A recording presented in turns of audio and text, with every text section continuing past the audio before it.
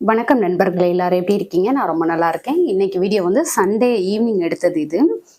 நான் வந்துட்டு மார்க்கெட் போயிட்டு வந்தேன். அது கூடவே வந்து என்னென்ன வாங்கிட்டு வந்திருக்கேன் அப்படின்றதெல்லாம் வந்து பார்க்கலாம். இது வந்து மங்களன் மங்கள் போயிருந்தேன் இன்னைக்கு. அங்கேயும் கொஞ்சம் திங்ஸ் வந்து வாங்கிட்டு வந்திருக்கிறேன்.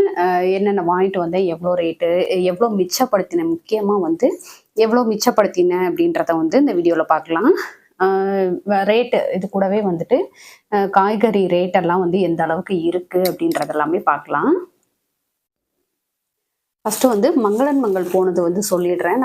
நம்ம வீட்டில் வந்து விக்கிரகம் நிறைய வச்சுருக்கேன் அப்படின்றது வந்து நம்ம வீடியோ ரெகுலராக பார்க்குறவங்களுக்கு தெரியும். இதில் வந்து அந்த பூஜை திங்ஸ், அபிஷேகத்துக்காக சில திங்ஸ் எல்லாம் வாங்கிட்டு வந்திருக்கேன். அதெல்லாம் என்னென்ன அப்படின்றத வந்து இந்த வீடியோவில் வந்து சொல்கிறேன்.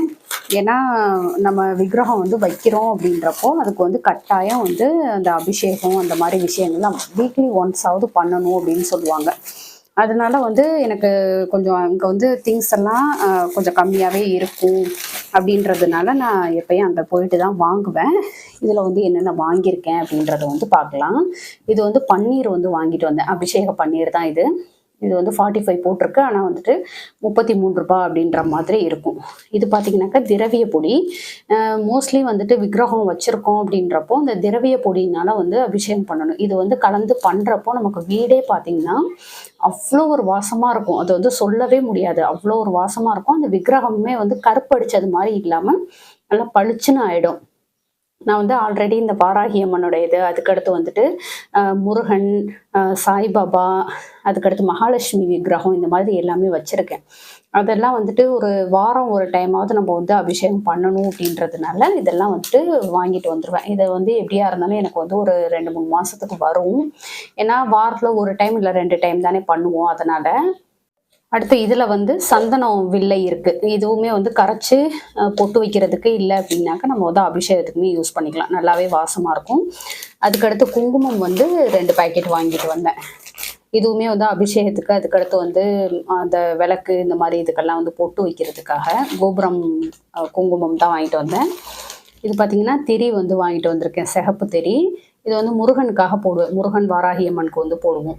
அதுக்காக வந்துட்டு சிகப்பு திரி வாங்கிட்டு வந்தேன். 16 ரூபாய். இதில் கிட்டத்தட்ட வந்து ஒரு 108 திரி இருக்குது. அதுக்கடுத்து இது வந்து கஸ்தூரி மஞ்சள். இதுவுமே வந்து அபிஷேகத்துக்கு தான். அதோட அந்த விக்கிரகத்தில் வந்து தடவி வச்சோம் அப்படின்னாலுமே நல்ல ஒரு வாசமாக இருக்கும். இது வந்து சாம்பிராணி வாங்கிட்டு வந்திருக்கேன்.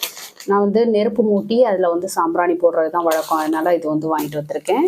இந்த மாதிரி திங்ஸ் வந்து வாங்கிட்டு வந்திருக்கேன். அது கூடவே வந்து காயெல்லாம் வாங்கினேன். 1000 ரூபாய் எடுத்துகிட்டு போனேன். இதில் எவ்வளோ மிச்சமாயிருக்கு அப்படின்றதையுமே வந்து சொல்கிறேன். இது பார்த்தீங்கன்னாக்கா கருவேப்பிலை, கொத்தமல்லி, புதினா இது 3ம் சேர்த்து 20 ரூபாய். தக்காளி வந்து 2 கிலோ 30 ரூபாய் அப்படின்னு சொல்லிட்டு வாங்கினேன். கீரைக்கட்டு வந்து 5 ரூபாய். வாழைத்தண்டும் கீரையும் ஒருத்தவங்கள்ட்ட வாங்கினேன் 10 ரூபாய் அப்படின்னு சொல்லிட்டு. அது 5 ரூபாய், இது 5 ரூபாய் அப்படின்ட்டு. அதுக்கடுத்து முள்ளங்கி வந்து 20 ரூபாய்.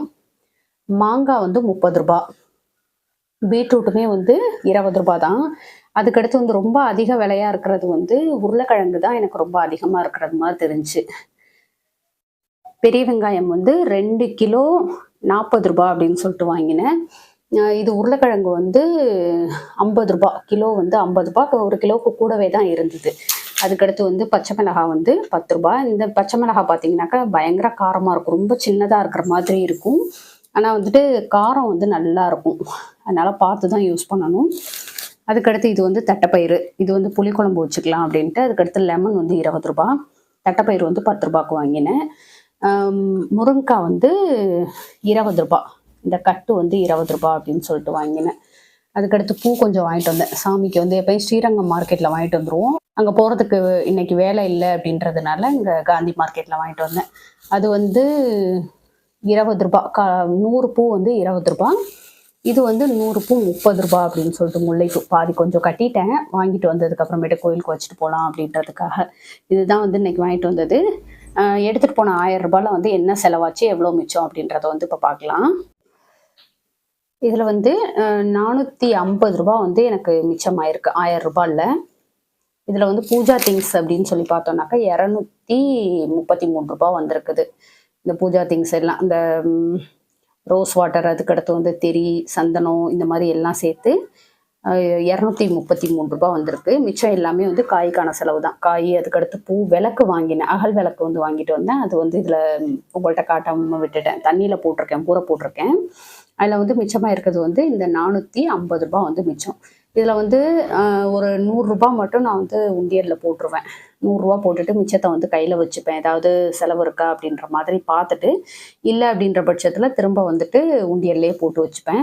இது மாதிரி தான் வந்து நம்ம பண்ணணும். நம்ம வந்து கையில் பணம் இருக்குது அப்படின்றதுக்காக எடுத்த எடுப்பில் கொண்டுட்டு போயிட்டு தாராளமாக செலவு பண்ணுறது அப்படின்றது வந்து என்னையை பொறுத்தளவுக்கு நான் பண்ண மாட்டேன். கொஞ்சம் பார்த்து பார்த்து தான் பண்ணுவேன். என்ன நமக்கு வந்து முக்கியமான செலவு இருக்குது அப்படின்றத வந்து பார்த்து பார்த்து தான் பண்ணுவேன். காய் வந்து இந்த ஒரு வாரத்துக்கு போதுமா அப்படின்னு பார்த்தீங்கன்னாக்கா, நான் போன வாரம் வாங்கினதுலேயே கொஞ்சம் மிச்சம் இருக்குது. அது கூடவே வந்து இடையில வந்து இந்த கீரை, அதுக்கடுத்து வந்து தக்காளி ரைஸ் இது மாதிரிலாம் பண்ணுவோம் இல்லையா, அதில் வந்து கொஞ்சம் மிச்சமாயிக்கும். காலையிலையும் நைட்டும் டிஃபன் போடுறதுனால நமக்கு இடையில மதியத்துக்கு மட்டும்தானே, அதனால ஓரளவுக்கு நான் வந்து மேனேஜ் பண்ணிப்பேன். கொஞ்சம் காயும் வந்து மிச்சம் இருக்குன்றதுனால இப்போ இதில் வந்து 100 உண்டியலில் போட்டுடலாம். இப்போ இந்த 100 வந்து உண்டியலில் போட்டுடுறேன். நம்ம வந்து செலவு பண்ணுறது, சேமிக்கிறது எல்லாமே வந்து நம்ம கையில் தான் இருக்குது. நம்ம வந்து எந்த அளவுக்கு சிக்கனமாக இருக்கிறோம் அப்படின்றத பொறுத்து தான் அதெல்லாம் வந்து அமையும். இந்த மாதிரி வந்து உண்டியலில் போட்டு வச்சுட்டு நமக்கு வருஷம் ஒரு டைம் இப்படி உடச்சி எடுக்கிறப்போ நமக்கு வந்து நல்ல ஒரு சேவிங்ஸ் இருக்கும். அதே சமயம் வந்து வேஸ்ட்டாக செலவு பண்ணாமல் மிச்சப்படுத்தினோம் அப்படின்ற ஒரு மன திருப்தியும் இருக்கும். அதுக்காக தான் வந்துட்டு நான் சேவிங்ஸ் பற்றி இவ்வளோ தூரம் சொல்கிறது. ஓகே ஃப்ரெண்ட்ஸ், இந்த வீடியோ உங்களுக்கு பிடிச்சிருந்தா லைக் பண்ணிக்கோங்க. உங்கள் ஃப்ரெண்ட்ஸுக்கும் ஷேர் பண்ணுங்கள். நம்ம திருச்சி தமிழச்சி யூடியூப் சேனலை கண்டிப்பாக சப்ஸ்கிரைப் பண்ணிட்டு பாருங்கள். தேங்க்யூ.